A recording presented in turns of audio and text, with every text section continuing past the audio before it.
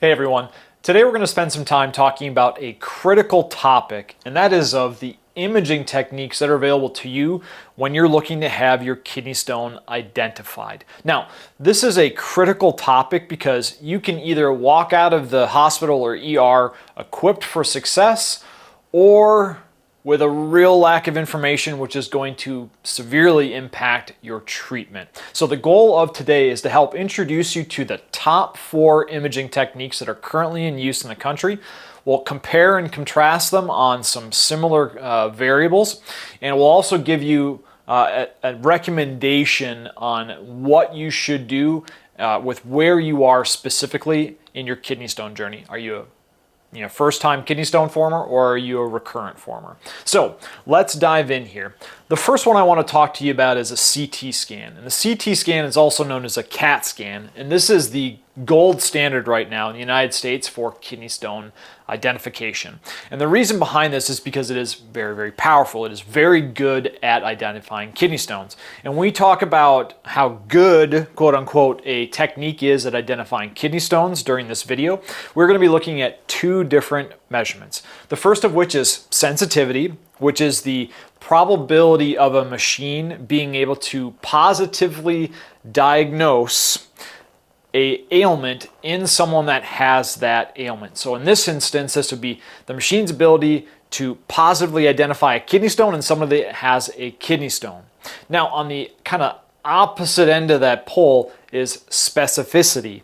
And again, I'm going to apologize in advance. I'm going to struggle with that word as we go throughout this video, so bear with me. But specificity is, again, on the opposite end of it, this is the machine's probability of generating a negative diagnostic result in someone that does not have an ailment. So in this instance, being able to identify that this person does not have a kidney stone when they don't have a kidney stone. So those 2 measurements really kind of give us the upper and lower poles as far as how accurate a test is going to be. And as you can see with with a CT scan, it's very high. 95 to 99% sensitivity and 94% to 98% specificity. So this is a great tool for urologists, doctors, and people in the ER.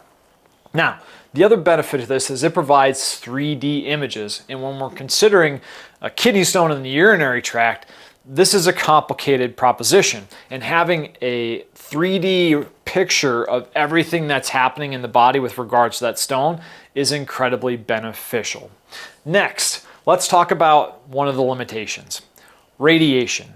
Radiation exposure can be problematic, and it's something that we need to keep an eye on because it is cumulative, meaning it adds up over the course of your lifetime. So when we take a look at a CT scan, a traditional non-contrast, meaning no dye used to contrast the different tissues, and which is what's used for kidney stones, we're looking at about 10 millisievert exposure. And this MSV is millisievert. It's a unit of radiation dosage.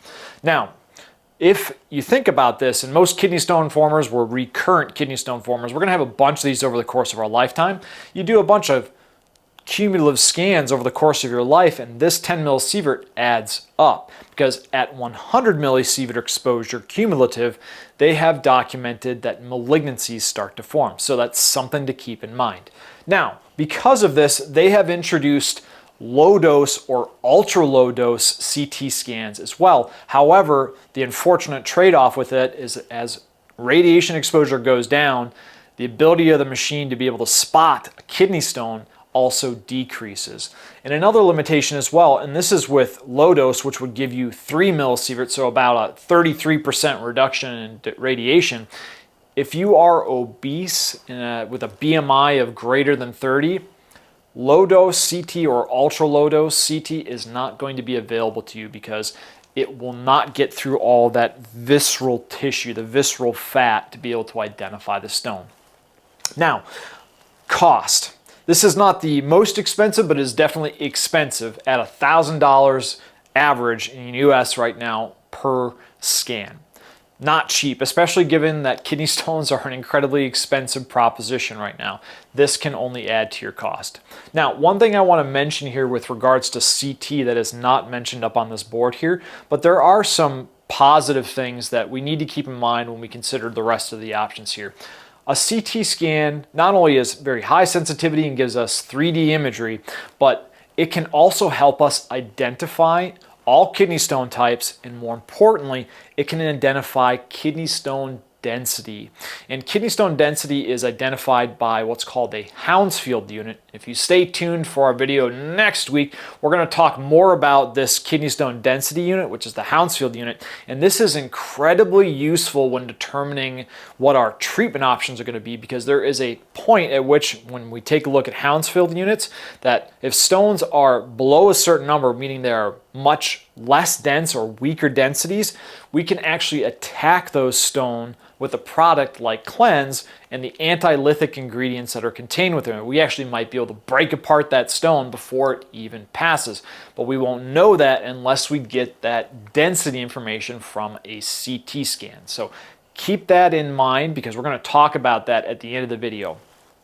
Next, ultrasounds. Now, most of you are familiar with an ultrasound. If you've ever had a child or known people that have had kids, ultrasound is a device, that little wand they wave over the tummy and be able to see the developing child. So most people are familiar with this. And it actually has a pretty high prevalence of use when it comes to kidney stones. Now, a few things that are issues with this is, you'll see here is 45% sensitivity. So roughly it's a flip of a coin basically on whether or not it's going to be able to see a kidney stone. However, a little bit of a saving grace is it has 88% specificity, meaning it's got a better chance at identifying somebody that doesn't have a kidney stone than it does identifying someone who has a stone. I know that can be kind of confusing, but in essence, this is just really what it's telling us is it's an okay technique to be able to identify kidney stones.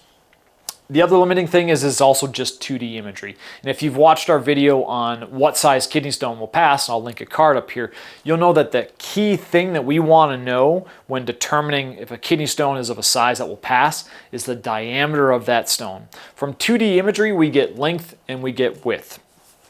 It's a little bit to go off of, but it's not ideal.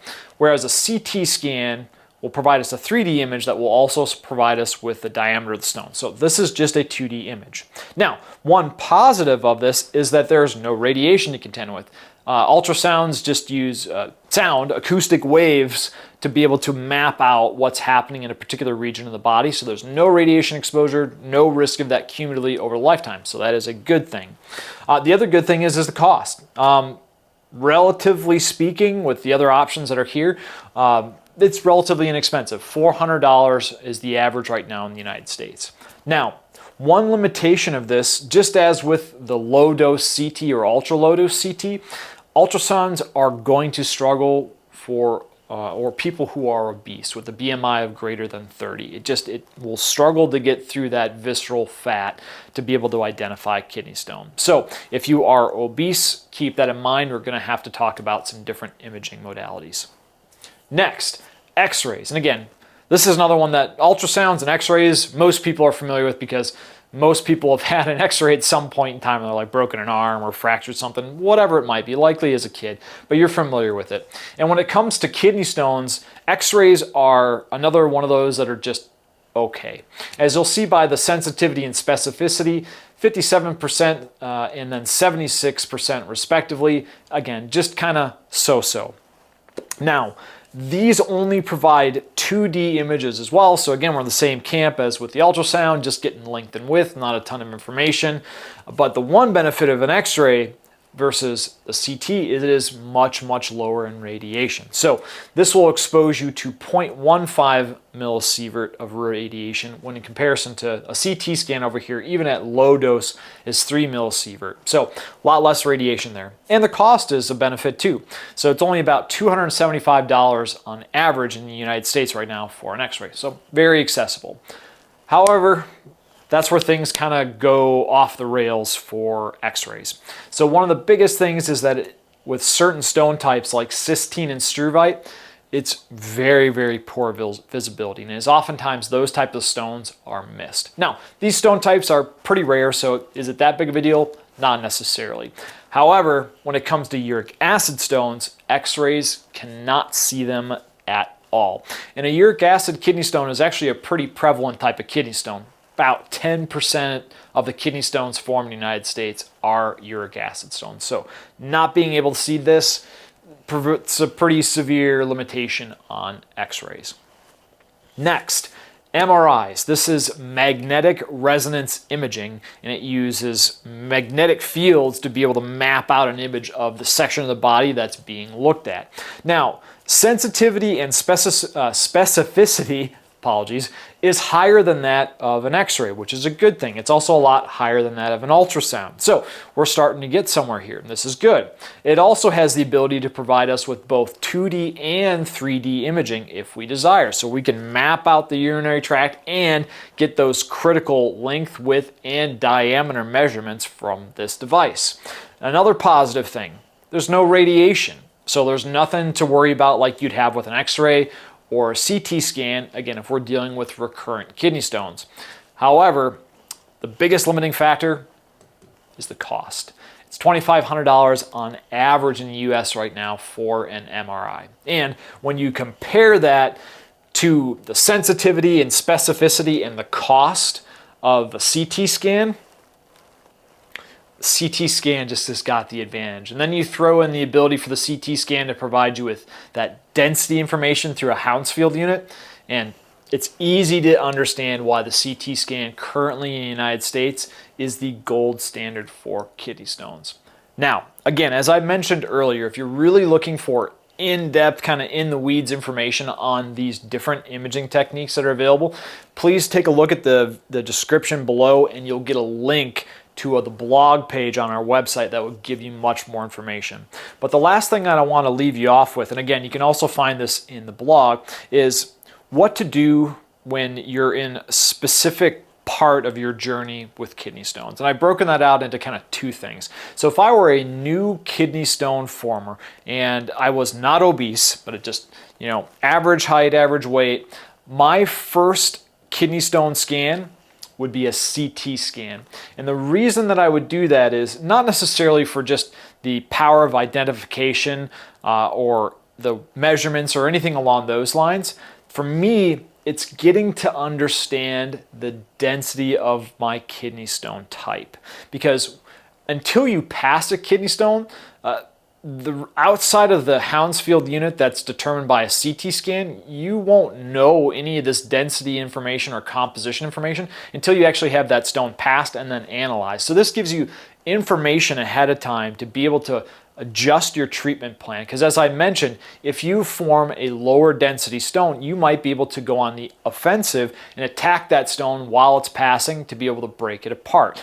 I would want to know this information if it was my first kidney stone. And regardless if I'd be able to attack it or not, I want to know it, because if I form future kidney stones, which most of us will do, our kidney stone type doesn't change. Now, if you made a major change to your diet or lifestyle and then started forming a different kind of kidney stone, that can happen, but most people don't do that. So the stone type that you form today is likely going to be the stone type that you form for a majority of your life. So you're going to be able to maintain that information.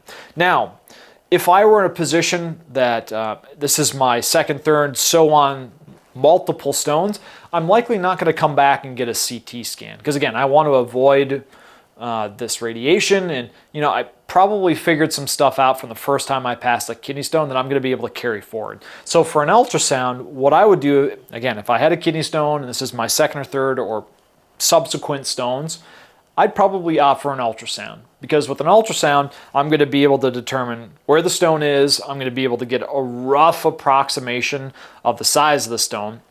And I'm also going to be able to understand the condition of my kidney. Like, am I experiencing severe hydronephrosis, a lot of urine backed up in the kidney? Or is it just mild? Or is there barely any at all? And I'm going to be able to pass this kidney stone on my own. So again, first time kidney stone former, go for the CT scan and get all the information that you can get. Take that one-time hit with that radiation and get the information about your stone type. And then subsequent times that you might have a kidney stone, you need to go into the ER or whatever situation might present itself, I'd go for the ultrasound. Again, no radiation, a lot lower cost, and I'm going to get the information that I need to be able to determine what I'm going to do with my stone. So, hope that makes sense. And again, if you're looking for more detailed information, check out the video link below. There will be a link to our webpage with the entire blog, and then there will also be a downloadable PDF that you can print out, take with you to your, the ER or to your urologist or your doctor. If you're having a kidney stone and you're looking to have it imaged, you're going to have a cheat sheet that you can bring with you that will give you the information that you need. So, I hope that you found this beneficial. Please drop any comments or questions down below in the section. We will respond to all of them. And thank you so much, and we will see you again in our next video. Thanks, everybody.